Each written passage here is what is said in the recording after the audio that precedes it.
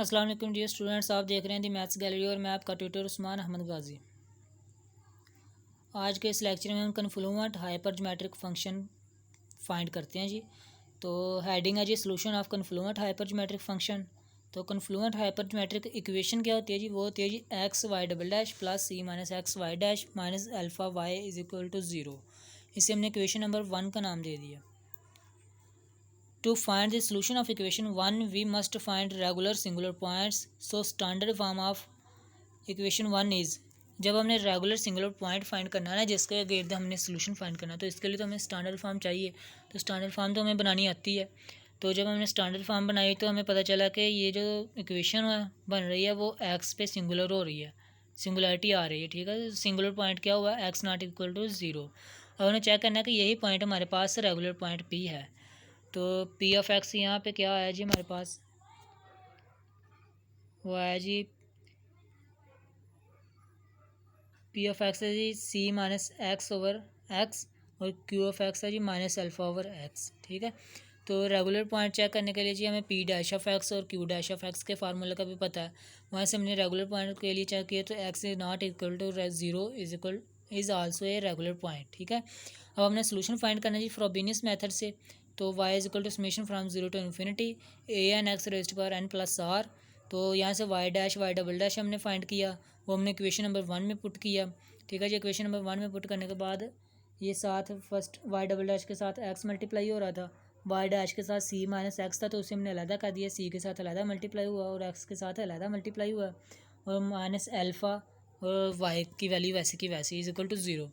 यहाँ से ये x साथ में मल्टीप्लाई हो रहा था, ये देखें बेस सेम और पावर्स ऐड हो जाएंगी। इस तरह ये इसकी भी बेस सेम है, पावर्स ऐड हो जाएंगी। तो इसे जब हमने सिंप्लीफाई किया तो हमारे पास ये वाली इक्वेशन बनी। ठीक है जी, इसकी 4 टर्म्स आ रही हैं।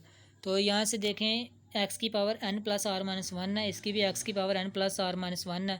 इन दोनों में से एक्स की power n plus r minus one भी कॉमन ले लें, और देखें समीशन भी ज़ीरो से स्टार्ट हो रहा है, इनका समीशन भी आप कॉमन ले लें तो ये इस टाइप की टर्म बन जाएगी, एक ही टर्म बनेगी। ठीक है, तो यहाँ से देखें समीशन ज़ीरो है, इसकी भी पावर एन प्लस आर है, यहाँ पे भी समीशन ज़ीरो है और एन एक्स की पावर एन प्लस आर। यहाँ से भी आप समीशन और एक्स की पावर कॉमन लें तो ये भी एक टर्म बन जाएगी। ठीक है, तो हमारे पास जो रिमेनिंग टर्म्स बची वो 2 बची।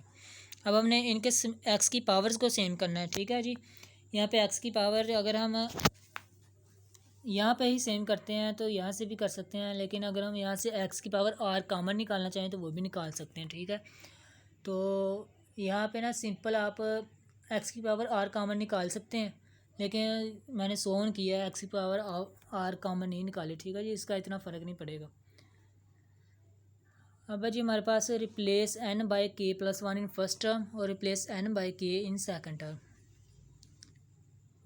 जब हमने रिप्लेस किया फर्स्ट टर्म और सेकंड टर्म में तो देखें एक्स की पावर्स सेम हो गई। तो जहाँ जहाँ पे फर्स्ट टर्म में एन आ रहा था वहाँ पे के प्लस वन आ जाएगा, और जहाँ पे सेकंड टर्म में के एन आ रहा था वहाँ पे के आ जाएगा। ठीक है जी, तो यहाँ से देखें एक्स की पावर्स तो सेम हो गई, लेकिन अब देखें समीशंस डिफरेंट हो गए हैं। ठीक है जी, तो यहाँ से अगर हम माइनस वन पुट करते हैं सब में तो हमारे पास समीशन भी सेम हो जाएगा, फिर समीशन ज़ीरो से स्टार्ट हो जाएगा फर्स्ट का।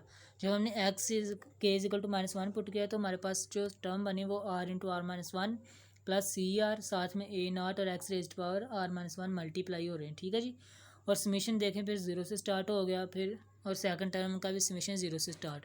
देखें समीशन भी सेम है, पावर्स भी सेम है, तो देखें कॉमन आ जाएगा इनमें से, ये हमने कॉमन निकाल लिया। यहाँ से आप देखें एक्स की पावर के और एक्स की पावर आर अलहदा कर सकते हैं। तो एक्स की पावर आर का चूँकि दूसरी साइड पे कोफिशिएंट कोई नहीं पड़ा हुआ तो फिर एक्स की पावर आर वैसे ही कैंसिल हो जाएगा, एक्स की पावर आर कैंसिल हो जाएगा। तो एक्स की पावर के का जो कोफिशिएंट बचेगा वो ये सारा है, तो वो भी ज़ीरो के इक्वल आ जाएगा, ये भी ज़ीरो के इक्वल। इधर देखें x raised power r minus one का जो कोफिशिएंट है वो भी ज़ीरो के इक्वल कंपेयर करने के बाद। ठीक है जी, तो यहाँ से हमारे पास आर की वैल्यूज़ आई, r is equal to zero और r is equal to one minus c. और जब हमने ये वाली सेकंड टर्म को समीशन वाली टर्म को हमने ज़ीरो के इक्वल पुट किया तो उससे हमारे पास एक रेफरेंस रिलेशन बन जाएगा, a k plus one is equal to k plus r plus alpha over k plus r plus one into k plus r plus c into a k. इसे हमने equation number 2 का नाम दे दिया। यहाँ से अब हमने कॉन्स्टेंट्स की वैल्यूज़ फाइंड करनी है। ठीक है जी, केस वन है जी, जब r is equal to zero होगा तब हमारे पास ये वाला रेफरेंस रिलेशन क्या बनेगा जी, वो बन जाएगा जी ये वाला, इसे हमने 2 स्टार का नाम दे दिया। ठीक है जी, r इजकल टू 0 पुट करने से यहाँ से हमने अब कॉन्स्टेंट्स की वैल्यू पुट करनी है जी, k इजकल टू 0 पुट करके, क्योंकि जी समीशन 0 से स्टार्ट हो रहा है।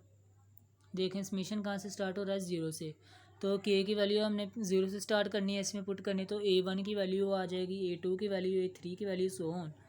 ठीक है जी, तो ये वैल्यूज़ आने के बाद हमने समीशन था जी ये वाला, क्योंकि r इजकल टू 0 है तो x की पावर n प्लस r था, तो r हमने 0 पुट किया तो यही बचा। ठीक है, r जो है वो हमारे पास 0 हो गया। तो इस समीशन को हमने ओपन किया तो y1 इज इक्वल टू, इसे हमने y1 का नाम दे दिया। क्यों दिया जी, ये फर्स्ट सोल्यूशन है जी r फॉर 0 के लिए, जो r is equal to 1 minus c के लिए होगा उसे हम y2 कह देंगे। तो y1 is equal to a0 plus a1 x plus a2 x square plus a3 x cube plus so on.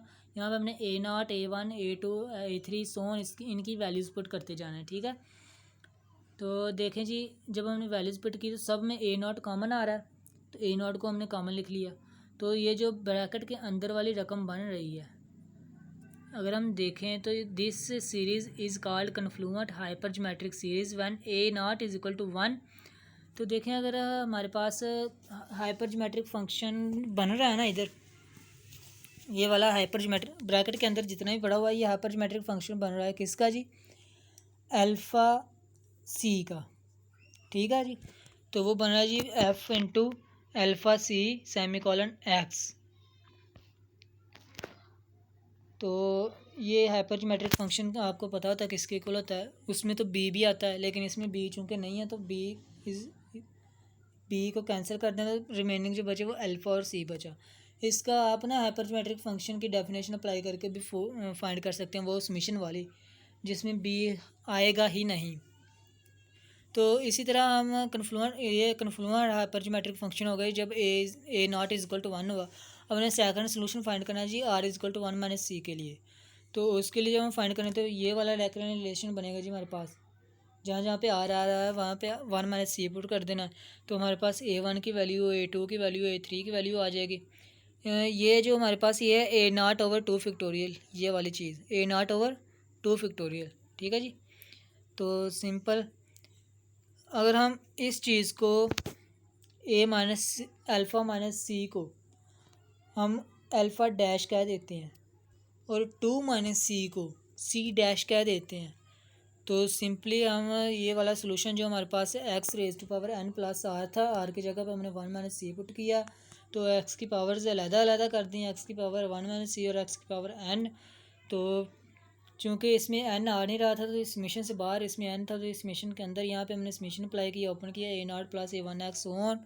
तो यहाँ पे a0 a1 की वैल्यूज़ पुट कर दें, सो ऑन चलता जाएगा। ठीक है जी, तो आप इसको अगर शॉर्ट करना चाहते हैं ना तो आप यहाँ पे alpha minus C is equal to alpha dash भी लिख सकते हैं और 2 minus C is equal to C dash लिख सकते हैं। ठीक है जी, शॉर्ट बन जाएगा, तो इतना लेंथी लिखने की ज़रूरत नहीं पड़ेगी। a0 कॉमन आ रहा है, a0 कॉमन निकालिए, तो ये वाला सारा हाइपरज्योमेट्रिक फंक्शन किसका बना जी, ये वाला, ये बना जी alpha minus c plus 1 over में 2 माइनस सी का। ठीक है जी, चूँकि alpha minus c a dash था हमारे पास, अल्फ़ा माइनस सी प्लस 1 का। ठीक है जी, अल्फ़ा माइनस सी प्लस 1 को हमने ए डैश कहा और 2 माइनस सी को हमने सी डैश कहा, तो ये हाइपरज्योमेट्रिक फंक्शन बन गया जी अल्फ़ा डैश और सी डैश का। ये देखें hypergeometric function of alpha minus c plus 1 और 2 माइनस सी सेमीकोलन एक्स। अगर आप इसे अल्फ़ा डैश कह देते हैं, इसे सी डैश कह देते हैं, तो हाइपरज्योमेट्रिक फंक्शन चेंज नहीं हो जाएगा। ठीक है जी, आप इसे इस तरह भी रहने दे सकते हैं। तो ये हमारे पास कन्फ्लुएंट हाइपरज्योमेट्रिक फंक्शन का सेकंड सोल्यूशन आ गया। तो जो जनरल सोल्यूशन होता है वो दोनों सोल्यूशंस को ऐड करने से आता है। तो देखें जी जनरल सोल्यूशन हमारे पास आ गया जी, कांस्टेंट है कोई साथ में मल्टीप्लाई हो रहा है ए और एफ इंटू ए सी सेमीकोलन एक्स प्लस बी कोई कांस्टेंट मल्टीप्लाई हो रहा है और साथ में y2 की सारी वैल्यू आ जाएगी। ठीक है, ये वाली। तो ये हमारे पास कन्फ्लुएंट हाइपरज्योमेट्रिक फंक्शन आ गया with arbitrary constants a and b। अब जी differentiation of confluent hypergeometric function है जी, prove that f dash into f dash of a alpha c semicolon x is equal to alpha over c. Simple जैसे हमने हाइपरज्योमेट्रिक function में पढ़ा है ना, वैसे इसमें करना है हमने। तो जनरलाइज भी करना है। हमें पता है कि अल्फ़ा सी सेमीकोलन एक्स इसके इक्वल होता है। इसे हमने जब डिफरेंशिएट किया तो 1 0 हो जाएगा। यहाँ पे अल्फ़ा ओवर सी आ जाएगा। यहाँ पे एक्स से डिफरेंशिएट होगा ना, ये तो कांस्टेंट की वैल्यू सारी पड़ी हुई, तो 2x आ जाएगा। 2 से 2 कैंसिल, सिंपल x बचेगा। थर्ड टर्म है हमारे पास 3x स्क्वायर ओवर 3 फैक्टोरियल है। जब 3 से 3 कैंसिल होगा 3x स्क्वायर और simple x square over 2 factorial बचेगा।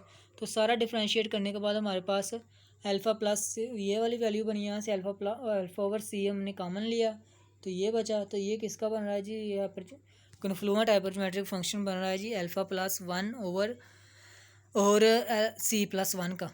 ठीक है जी, ये देखें डिफरेंशिएट करने के बाद। तो यही हमने प्रूफ करना था। ये देखें फर्स्ट स्टेप प्रूफ हो चुका। तो इसे हम इस तरह से भी लिख सकते हैं कि अल्फ़ा का पोर्शन एनसेम्बल 1 और सी का पोर्शन एनसेम्बल 1। इस तरह जब हमने डबल डिफरेंशिएट किया तो हमारे पास आंसर आएगा जी। देखें डबल डिफरेंशिएट करने के बाद अल्फ़ा का पोर्शन नंबर 2, सी का पोर्शन एनसेम्बल 2 और अल्फ़ा के साथ 2 प्लस होगा, सी के साथ 2 प्लस होगा। इसी को सोन चलते हुए जब हम अल्फ़ा 3 लिखते हैं तो पोर्शन एनसेम्बल 3 और यहाँ पे अल्फ़ा के साथ 3 ऐड होगा। और देखें जब हम इसे जनरलाइज करते हैं तो जब यहाँ पे n होगा तो अल्फ़ा का पोर्शन एनसेम्बल में n आ जाएगा, सी में भी n आ जाएगा, अल्फ़ा के साथ n ऐड होगा, सी के साथ भी n ऐड होगा। तो ये हमारे पास जनरलाइज्ड फॉर्म होगा ये ऑफ कन्फ्लुएंट हाइपरजोमेट्रिक फंक्शन की। तो ये था आज का लेक्चर। इंशाल्लाह आप लोगों को समझ आई होगी। तो अगर किसी चीज़ में आपको कन्फ्यूजन है तो आप कमेंट्स में पूछ सकते हैं। इंशाल्लाह आपकी कन्फ्यूजन दूर की जाएगी। नेक्स्ट लेक्चर तक के लिए इजाज़त दीजिए। अल्लाह हाफिज़।